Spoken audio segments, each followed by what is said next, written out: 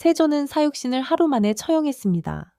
단종의 시신을 거두는 자는 삼족을 멸하겠다 협박했고 죽은 생모의 무덤까지 파헤쳤죠.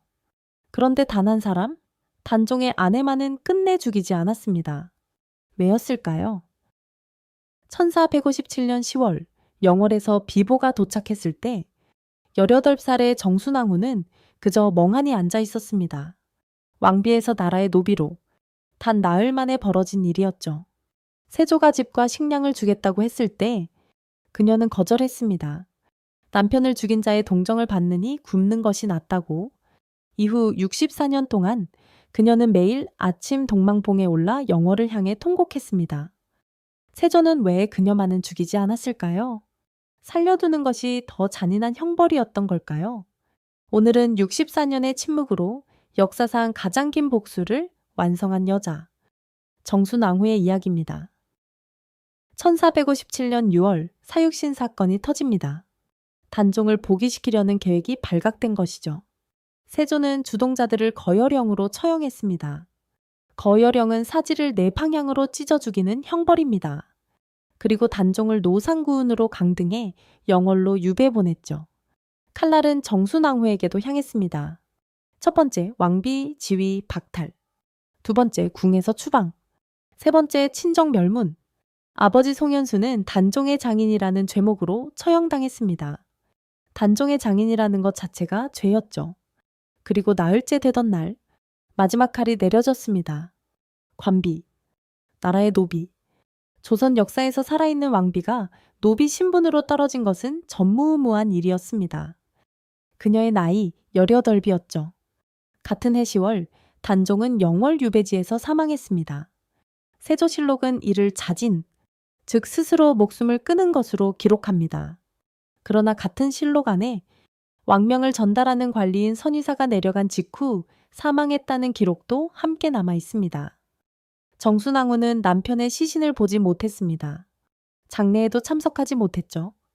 비보는 그저 소식으로만 전해졌을 뿐입니다. 18살의 왕비가 감당해야 했던 상실이었습니다. 세조는 잔인했습니다. 그러나 무엇보다 계산적이었죠.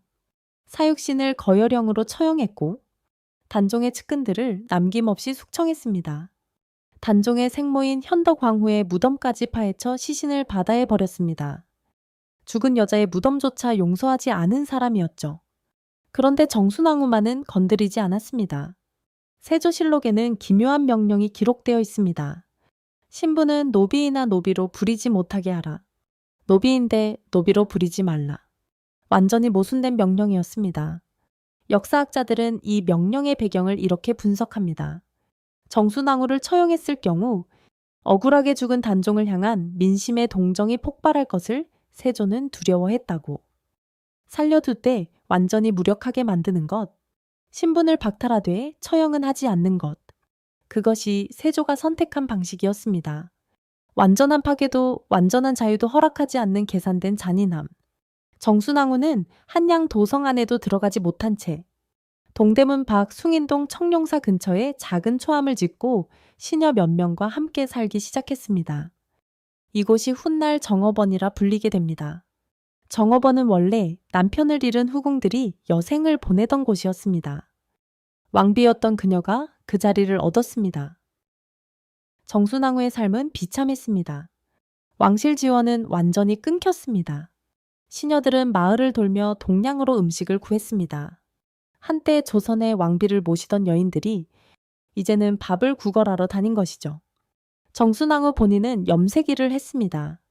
천에 물을 들이는 노동이었습니다. 명주를 짜고 옷을 만들어 시장에 내다 팔기도 했다고 전해집니다. 한때 조선의 왕비였던 여자가 이제는 손끝에 물감을 묻히며 하루를 버텼습니다. 그것이 조선이 그녀에게 허락한 전부였습니다. 그때 세조가 제안을 해왔습니다. 거처와 식량을 내리겠다고. 정순왕후는 거절했습니다. 단호하게.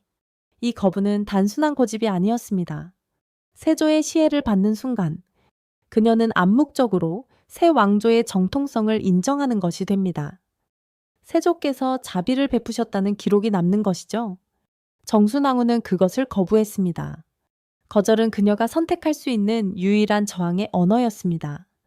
낙산 바위 밑에는 샘물이 있었는데 정순왕후가 그 물에 명주를 담갔더니 자주색 물이 들었다고 합니다.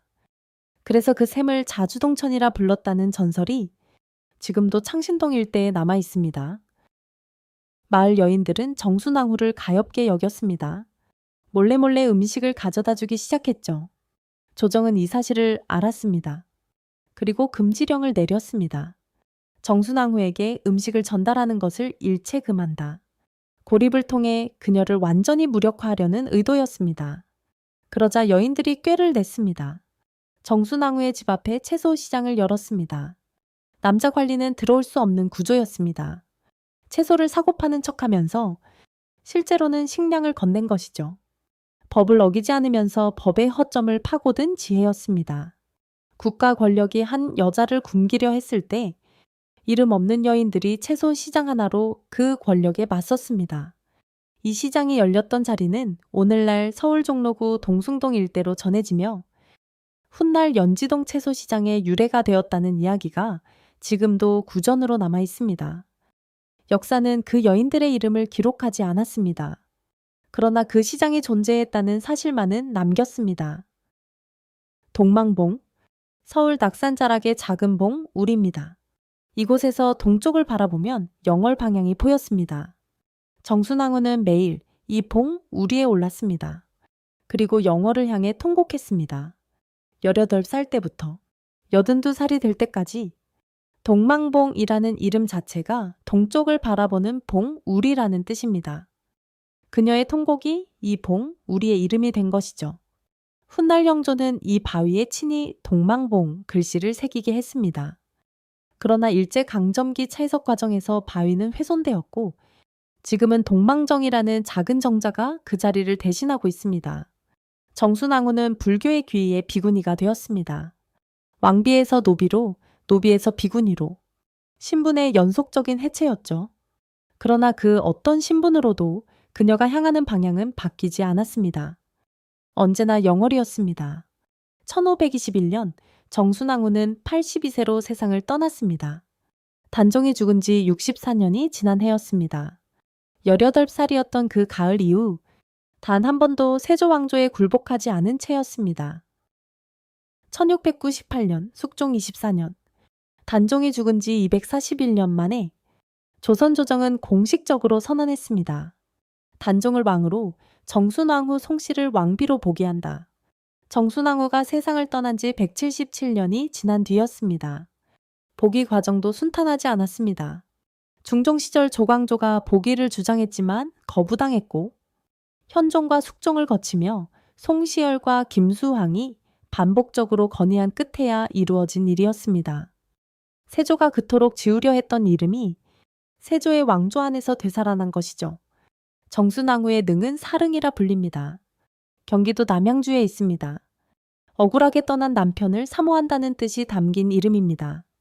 그리고 이 능 뒤편의 소나무들이 단종의 장릉이 있는 강원도 영월 방향으로 굽어 자란다는 전설이 지금도 전해집니다. 나무들마저 그녀가 평생 향하던 방향을 향한다는 이야기입니다. 64년의 침묵, 64년의 통곡, 64년의 거부. 세조는 정순왕후의 신분을 빼앗았습니다. 남편을 빼앗았습니다. 시대를 빼앗았습니다. 그러나 끝내 빼앗지 못한 것이 있었습니다. 그녀가 무엇에 굴복하지 않았는지 역사가 기억한다는 사실. 세조는 그녀를 살려두는 것이 더 잔인한 형벌이라 생각했을지도 모릅니다. 그러나 241년이 지난 후 역사가 증명한 것은 달랐습니다. 굴복하지 않은 자가 기억되고 살아남은 침묵이 복이 된다는 사실이었습니다. 동망봉에서 영월을 향해 통곡한 64년은 끝내 지울 수 없는 역사가 되었습니다. 영상이 재미있으셨다면 구독과 좋아요 부탁드립니다. 다음 영상에서 만나요.